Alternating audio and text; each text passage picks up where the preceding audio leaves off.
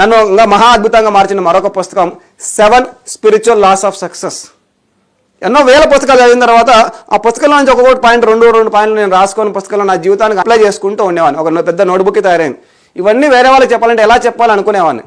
ఇన్ని పాయింట్లుగా చెప్తే ఎలా అర్థం అవుతుంది అనుకునేవాడిని. అప్పుడు నాకు దొరికిన పుస్తకం 7 spiritual laws of success by Deepak Chopra. చూడడానికి చిన్నగా ఉన్న మొత్తం అన్ని పుస్తకాల యొక్క సారాంశం అందులో ఉన్నట్టు అనిపించింది. ఒక 7 సిద్ధాంతాల రూపంలో అన్ని విషయాలు అక్కడ పెట్టడం జరిగింది ఆయన, డాక్టర్ దీపక్ చోప్రా గారు.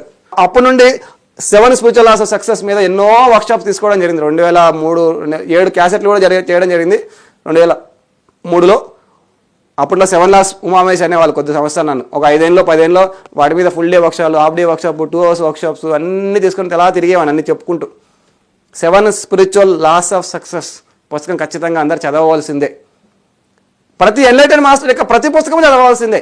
ఒక పుస్తకం తక్కువ ఒక పుస్తకం ఎక్కువ అని కాదు. ఎన్లైటెండ్ మాస్టర్ అని మనకు అర్థమయ్యి ఉంటే ఓషో రేంజ్ గారు అన్ని పుస్తకాలు చదవాల్సిందే, కేర్లెస్ క్యాస్నడా గారు అన్ని పుస్తకాలు చదవాల్సిందే, జేన్ రాబర్ట్ సేత్ పుస్తకాలు అన్నీ చదవాల్సిందే, దీపక్ చోప్రా గారి అన్ని పుస్తకాలు చదవాల్సిందే, వ్యాన్ డయర్ గారివి పవర్ ఆఫ్ ఇంటెన్షన్ అనే పుస్తకం మళ్ళీ మార్చేసింది.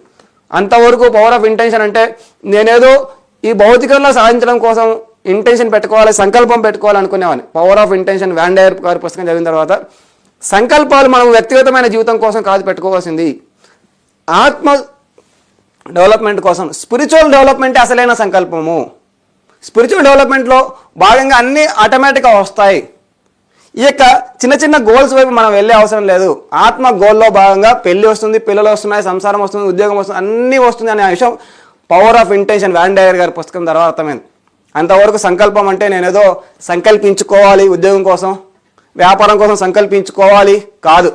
ఉన్నతమైన సంకల్పాలు పెట్టుకుంటే చిన్న చిన్న సంకల్పాలు మన వెంట ఆటోమేటిక్గా వస్తాయి అనే ఒక క్లారిటీ పవర్ ఆఫ్ ఇంటెన్షన్ పుస్తకం ద్వారా జరిగింది.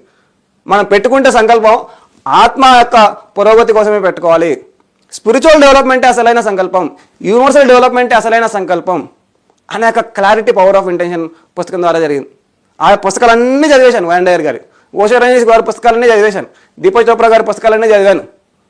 ఇలా ఎన్నో పుస్తకాలు నా జీవితాన్ని మొత్తం సమూలంగా, అంతకు ముందు వరకు ఒక ఆలోచన విధానంలో ఉండేవాడిని. ఆ తర్వాత